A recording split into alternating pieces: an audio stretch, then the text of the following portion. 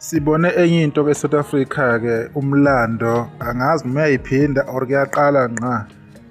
after kube nezindawo ezimenyezelwayo ukuthi inkosi amagcokama uSicibi umfuka Dlamini lapha na ke emsinga amachunini bese kuthatha nje isikhashana esincane ukuthi abantu ke beyobheka futhi umculo wakhe online okumsupport ukuthi lapha online at least ke ifamily isale na something especially ke emculweni wakhe ngoba kuyaziwa ukuthi ube umculo ucula kahle kakhulu nama-album amaningi wakhipha and uyahlonishwa kunemicimbi kayenzile ke nangakubo nje mangoDisemba nje kade kuba mnandi kakhulu nje ngakube emsingi sobheka nje ama-records ambala awenzile nje after nje kuvele indaba ezibuhlungu kangaka lapha na ke i-True Colours by Nkosi Amagcokama bathena ibuyele ku top 10 lapha ku-Apple Chart Music and big number 5 nalowo sikhathi lesi kwenziwa le post waphinda kwavela ukuthi ke Nkosi Amagcokama ke ibisanda kubuyela ke lapha kodwa ke bisibuyele okusemthethweni kuyahlala ke ku number 5 ithombe zami kayihambisane kahle masiphinde siyabheka la ingoma lapha ethi National Anthem by Nkosi Amagcokama kule album ngo-2024 ibuyelile ke kubani ke ku-Apple Music ibuyela as number 25 i-National Anthem album nasi ngithi ingoma album phinde yabuyela ku-Apple Music yabuyela ku number 25 uma sibheka lapha i-Ride or Die by Nkosi Amagcokama niyayazi ukuthi hello yanyaka lo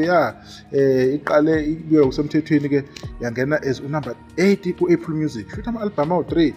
kaSicibi bavele bawadlala abantu ngenye indlela right uthi masibheka lapha i-Dear by Nkosi Amagcokama ke nayo kuthiwa ibuyela kusemthethweni ke as number 131 Apple Music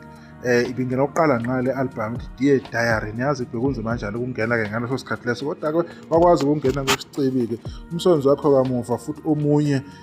ohambe phambili oshayelwa izandla ke lokhu thana abe number 1 most streamed artist uSpotify nge9 ka-August 2026 abantu bawudlale kakhulu kumsonzi kaSicibi bawuhlalele bawu-repeat on repeat abantu ke be-enjoya ke siyaphindeke lapha ngobani ke uSicibi ke okokuqala nqa ukuthi ke astringe ke kangaka empilweni yakhe ke the most streamed artist kuba uNkosi Amagcokama bese kuba uye ke uDrake akhona ke amanye ama-record enzekalile ke singafunanga ukuthi siwa-add because sekuzoba kuningi kakhulu kodwa ke isebenzile lensizwe siyabonga ukuthi abantu besupport umndeni wayo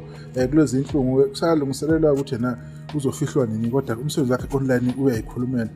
okusho ukuthi uSicibi wayesebenzile nokuthi ukuthi abantu bebengawunaki umsebenzi wakhe but ikhona lento siyazi ukuthi umuntu afika senza kahle umsebenzi wakhe singawunaki sizesilinde ukuthi umuntu azadlule emhlabeni okuyinto okumele umuntu simsupport anytime sibabonise ukuthi siyabathanda and ke umsebenzi wakhe umnandi so enjoy kahle sizodibana kuzayo.